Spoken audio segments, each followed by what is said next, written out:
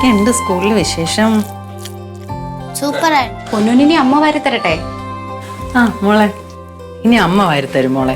വേണ്ട, എനിക്ക് ശാരദ അമ്മ വാരി തന്നാ മതി. എന്താ ശാരദാമ്മ ഇവളിങ്ങനെ? കുറച്ച് ദിവസമായിട്ട് ഞാൻ ശ്രദ്ധിക്കുക, കുറേ നടക്കുന്നുണ്ട്, മാറി മാറി പോവാണ്, മിണ്ടുന്നേ ഇല്ല എന്നോട്. പൊന്നൂസേ, ഇനി ഇതാണ് നമ്മുടെ അമ്മ. ഇനി അമ്മ വാരിത്തരുവേ. എനിക്കിഷ്ടല്ല. എന്താ ശാരദാമ്മേ, ഞാൻ രണ്ടാം കല്യാണത്തിന് സമ്മതിച്ചത് ഈ പൊന്നുവിനെ ഉദ്ദേശിച്ചിട്ട് മാത്രമാണ്, അല്ലാതെ സ്വത്തൊന്നും കണ്ടിട്ടൊന്നും അല്ല. മോള് വിഷമിക്കണ്ട, അവളുടെ ഒരു പ്രകൃതം അങ്ങനെയാ.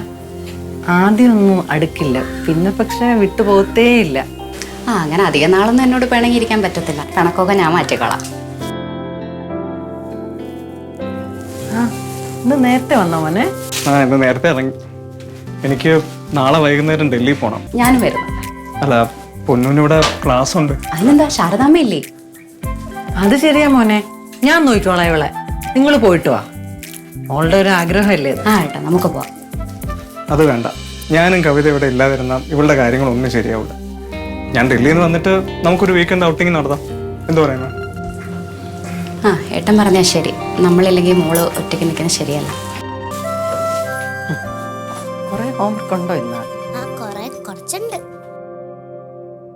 അമ്മ അപ്പോഴേ പറഞ്ഞ ഈ കല്യാണം വേണ്ടാന്ന്, ഈ കൊച്ചൊരു പാരയാവുന്നു. ഇതുപോലൊരു മൂഷാട്ട് പിടിച്ചൊരു കൊച്ചിനെ എൻ്റെ ജീവിതത്തിൽ കണ്ടിട്ടില്ല.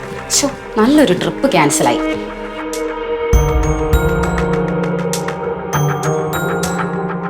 സത്യം പറഞ്ഞാൽ രേഷ്മ മരിച്ചതിന് ശേഷം ഞാൻ വേറൊരു വിവാഹം കഴിക്കാത്തത് വന്നു കയറുന്ന പെണ്ണ് ഞങ്ങളുടെ കുഞ്ഞിനെ എങ്ങനെ നോക്കുമെന്ന് അറിയാന്നിട്ട. ഇപ്പൊ പിന്നെ താൻ മോളെ നല്ലോണം സ്നേഹിക്കുന്നുണ്ടല്ലോ. അതെ ഏട്ടാ, പൊന്നുനെ കണ്ട് മാത്രമാണ് ഞാൻ ഈ കല്യാണത്തിന് ഓക്കെ പറഞ്ഞത്. പിന്നെ ഒരു കാര്യം കൂടെ, എനിക്ക് ഇനിയൊരു കുഞ്ഞ് വേണ്ടെന്നാണ്. നമുക്ക് പൊന്നുണ്ടല്ലോ. പൊന്നു മതി ഏട്ടാ. ഞാനിത് ഏട്ടനോട് അങ്ങോട്ട് പറയാനിരിക്കുമായിരുന്നു. പൊന്നു മതി. നന്നായി.